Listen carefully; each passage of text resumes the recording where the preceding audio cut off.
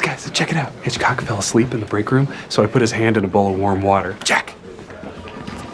Hitchcock, no! He's drowning. Do you love the hilarious pranks from the 99 Precinct? Then you've come to the right place, because here's the best pranks they've played on each other. It's prank time in the world of Brooklyn Nine-Nine. In the first scene, we find Hitchcock fast asleep in the break room. Seeing this as a golden opportunity for a prank, Jake decides to use a classic trick. He gently places Hitchcock's hand in a bowl of warm water. The idea behind this prank is simple. The warm water is supposed to make Hitchcock wet himself while he sleeps. Jake excitedly waits for the results, sure that his plan will work perfectly. Jake can barely contain his excitement as he waits to see what happens. After a little while, he goes to check on Hitchcock, but things don't go as planned. Instead of finding Hitchcock wetting himself, Jake finds himself in a very different situation. Hitchcock seems to be almost drowning, with his face dangerously close to the water in the bowl. The prank has gone wrong in a way Jake never anticipated. Jake starts panicking, and the others rush to help Hitchcock. They quickly move the bowl away and wake him up. Hitchcock is startled but safe, much to everyone's relief. Jake realizes that this prank could have ended badly and feels a bit guilty. Despite the scare, the situation is resolved without any harm.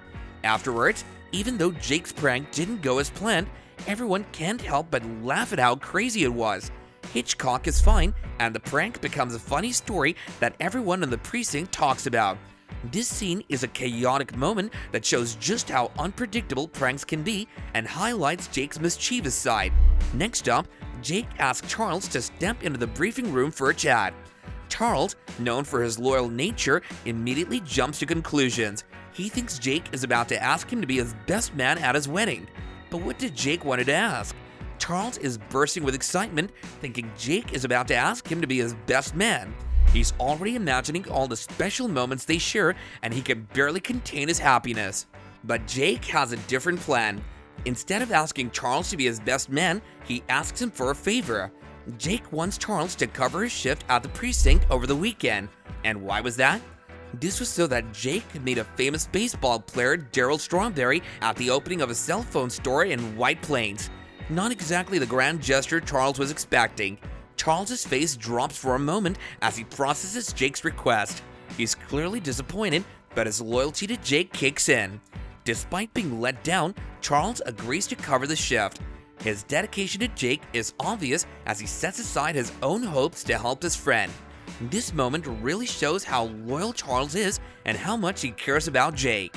Jake, completely unaware of Charles's initial excitement, is just happy for the favor. The scene wraps up with Charles putting on a brave face even though he's a bit bummed. Halloween at the precinct is always a big event. The 99 Precinct loves to celebrate, and everyone is expected to wear costumes. However, this year, Boyle decides not to dress up. He feels discouraged because in the past, nobody appreciated his costumes and they often made fun of him. When Boyle shows up without a costume, the squad is surprised. They encouraged him to wear one, saying they actually love his costumes and miss his Halloween spirit. Boyle, feeling a bit better, rushes to his car to get his emergency costume. And guess what he showed up as? Boyle returns as Elvis Stoico, a Canadian figure skater, but everyone makes fun of him, guessing wrong as to who he is. Some think he looks like a sassy car mechanic, while others say he might be a rejected Pop-Tart mascot.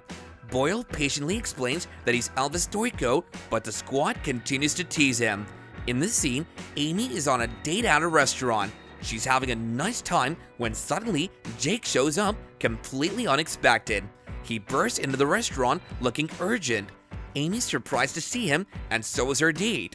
Jake walks up to their table and interrupts, claiming there's a big break in the case they're working on. He says they have a lead on the Nightingale Strangler, a dangerous criminal. Jake describes the suspect as a white male around 5'10" with a medium build, brown hair, and a small scar on his right cheek. He also mentions that the suspect has trouble fitting lettuce in his mouth and has the world's smallest penis, adding unnecessary and embarrassing details. Jake is clearly making up the description to match Amy's date, who's sitting there bewildered. Amy realizes what Jake is doing and gets annoyed. She tells Jake to stop, but he keeps going. Her date, feeling awkward and uncomfortable, decides to leave. Moving on, Holt decides to teach Jake a lesson in punctuality. In this scene, Jake arrives late to a meeting, missing both the roll call and a tutorial on the new copier. Captain Holt, who values punctuality, is frustrated with Jake being constantly late. Instead of giving up on trying to make Jake understand the importance of being on time, Holt comes up with a creative punishment. While Jake was late, Holt spent time creating a special high five with everyone in the office except Jake. This is funny because Holt hates high fives, but Jake loves them. Holt's plan is to make Jake feel left out. Holt dismisses the squad, and Jake has to watch everyone do their unique high fives. The scene ends with Holt doing a double fist bump, reverse explosion, and a Pete Townsend trim with another officer. Jake feels excluded and frustrated. In the next scene, Gina decides to prank the entire squad by live streaming her antics. She starts with offering Scully a coffee that tastes terrible, causing a hilarious reaction. She tricks Jake into thinking she drank something poisonous, and he panics until she reveals it's just a prank. Gina's pranks are always big and over the top, showing off her unique personality. She loves to have fun and make people laugh, even if it means causing a little bit of chaos. Her livestream prank catches a lot of attention online. The funny part is that this prank actually helps the precinct.